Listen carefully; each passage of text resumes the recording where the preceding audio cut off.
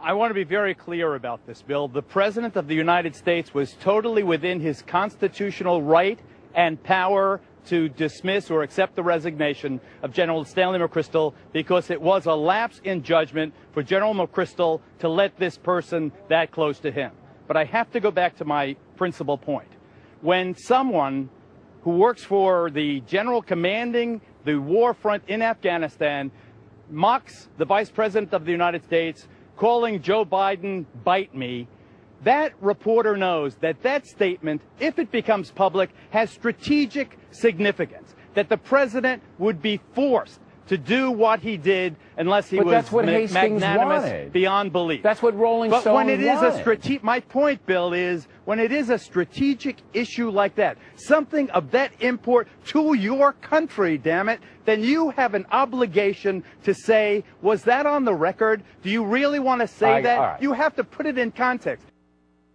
All right, that's great. So if you report anything negative about the press that has about the military, that has strategic significance, and that could hurt your country, damn it. Hey, maybe it could help your country if they knew what the truth was. Did you ever think about that, Geraldo? No. Your idea of protecting the country is protecting the people in power. And so that's why you keep calling Hastings a rat. I love how O'Reilly set that up. He says, look, this McChrystal, he's a liberal guy, so he knows what the press is about.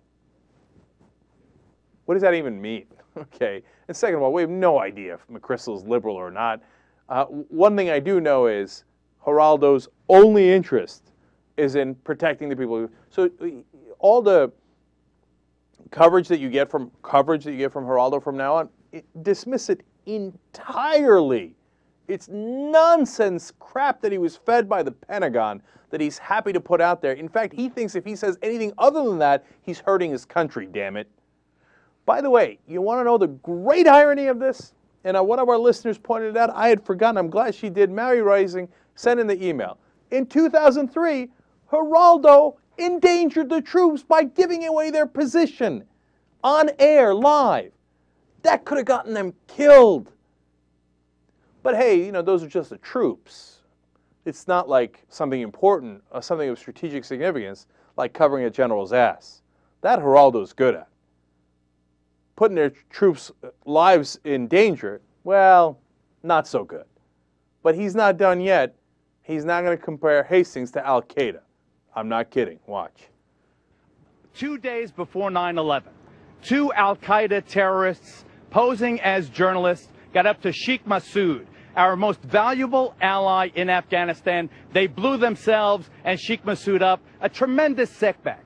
I maintain, historically, that the removal of General McChrystal at the hands of this freelance reporter for Rolling Stone has almost comparable strategic significance. This was a major deal. And to do it under those rules, where you have to admit your third gin and tonic, you're frustrated, you're waiting for the volcanic ash to clear, everybody is on their most relaxed behavior, to get a statement, an utterance like that, an utterance from not the general himself, but by one of his over-eager macho staffers, is something that you have an obligation, and an honorable obligation, to check out before you rush to the press, knowing that what you have done is removing a fine soldier who has risked his life for his country time and time I got again. it, Geraldo. We got it.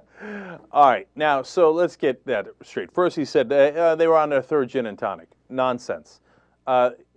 Actually, Hastings was on CNN and explained that was only one of the quotes, and it was actually not a damning quote at all. It was about how McChrystal said that his guys around him would die for him and that he would die for them. That was the only quote where they were intoxicated. And it's actually one of the few positive quotes in the story. So Geraldo's totally making that part up. Like, oh, these poor guys, they were all loaded and wasted when they told him the truth. No, they weren't. They were perfectly sober. Number two, he says, oh, he's got an obligation to check with them again to see if it was off the record or on the record. He did. He double-checked, and Rolling Stone triple-checked. They said, is this stuff what you said? And they said yes. That's why when the story came out, McChrystal and his allies didn't refute it at all, because they'd already confirmed it several times over.